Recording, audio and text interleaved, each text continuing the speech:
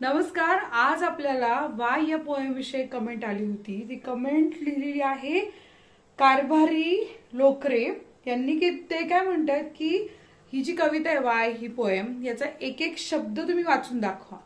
आता मी त्यांच्या कमेंटचा आदर करून त्यांच्यासाठी खास हा व्हिडिओ तयार करते आणि ज्यांना ज्यांना या व्हिडिओचा उपयोग होईल त्यांनी मला कमेंट करून सांगा की तुम्हाला फायदा झालाय की नाही.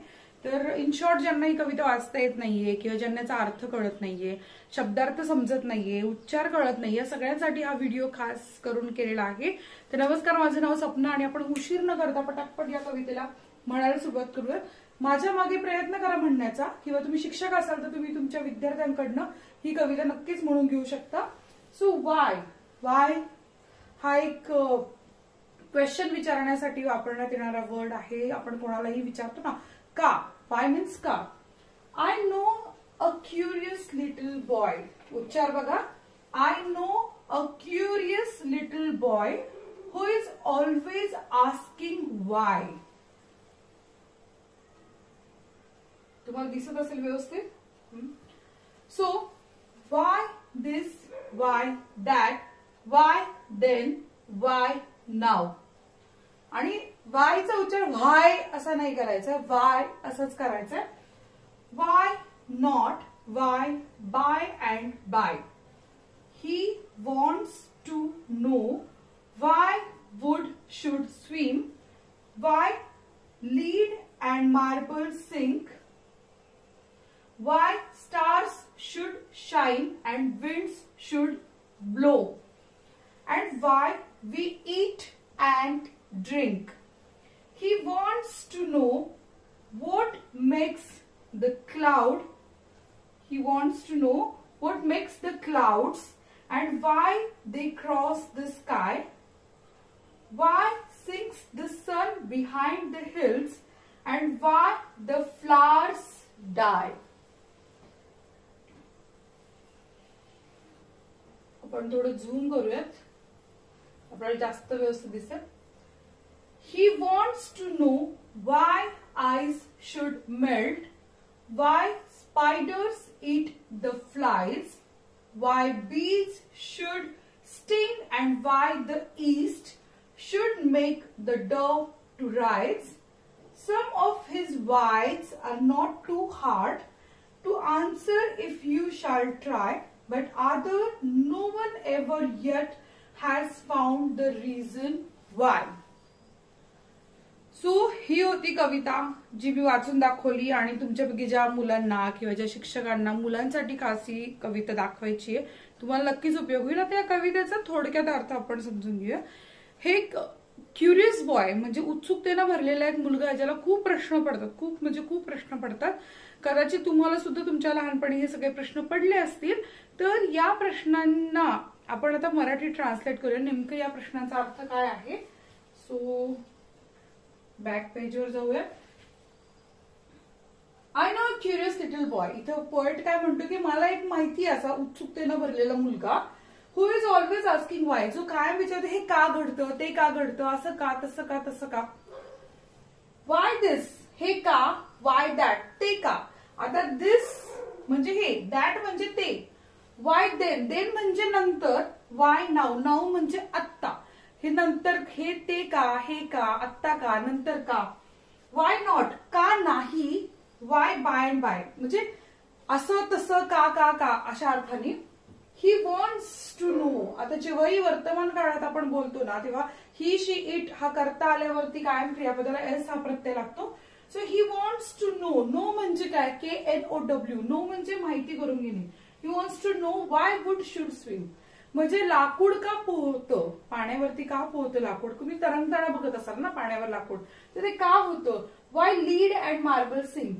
लीड जस्त किंवा गोट्या, दगड, पाण्यात जे असतात दगड, त्या अर्थाने म्हटलं की ते सिंक, सिंक म्हणजे बुडणे, ते का बुडतात पाण्यामध्ये. Y star should shine and wind should blow म्हणजे तारे का चमकतात. शाईन म्हणजे चमकणे, विंड शुड ब्लो, ब्लो म्हणजे ब्लोचा अर्थ आहे वारा वाहणे, फुंकर मारतो ना आपण, तर वारा का वाहतो हे त्याला जाणून घ्यायचंय.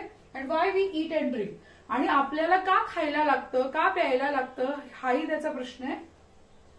ही wants to know what makes the clouds. त्याला जाणून घ्यायचंय की ढग कसे तयार होतात त्याला माहिती करून घ्यायचंय. And Y they cross the sky, आणि ते ढग तयार का होतात, ते ढग तयार झाल्यानंतर ते आकाशामध्ये इकडनं तिकडे का जातात.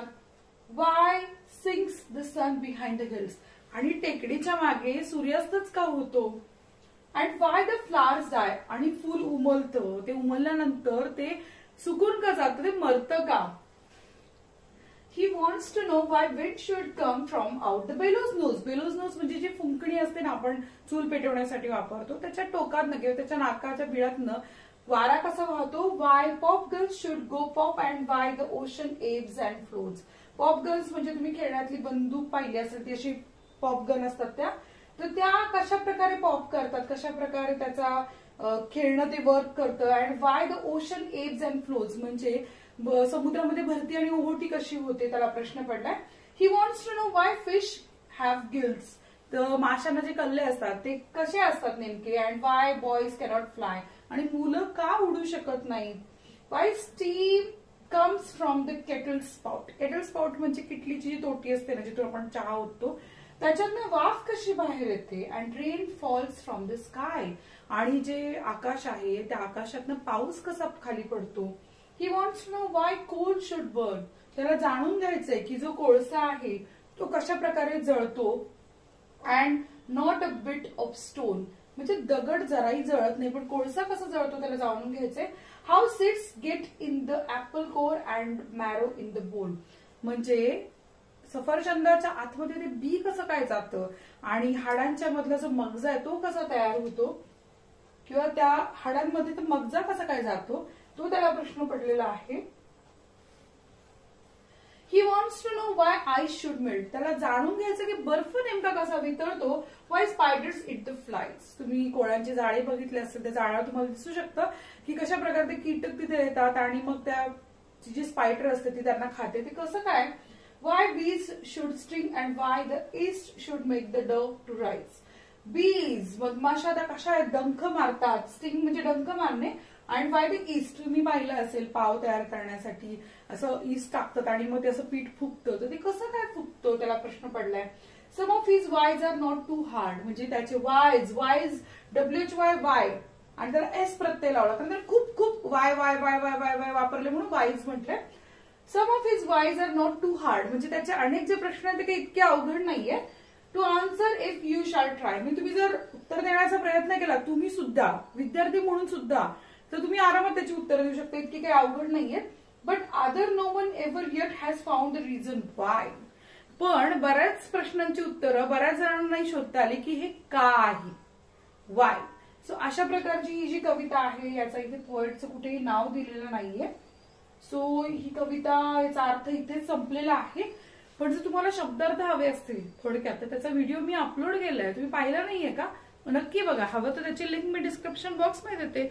म्हणजे असं थोडक्यात मी तुम्हाला ही कविता वाचून दाखवली, त्याचा अर्थ सांगितला.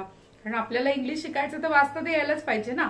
सो व्हिडिओ आवडलाय का, आवडला असेल तर नक्की लाईक करा, चॅनलला सबस्क्राईब करा आणि भेटूयात पुढच्या व्हिडिओमध्ये. तुम्हाला कोणता धडा किंवा व्हिडिओ किंवा कविता वाचून हवी असेल तर मला नक्की कमेंट करून सांगा.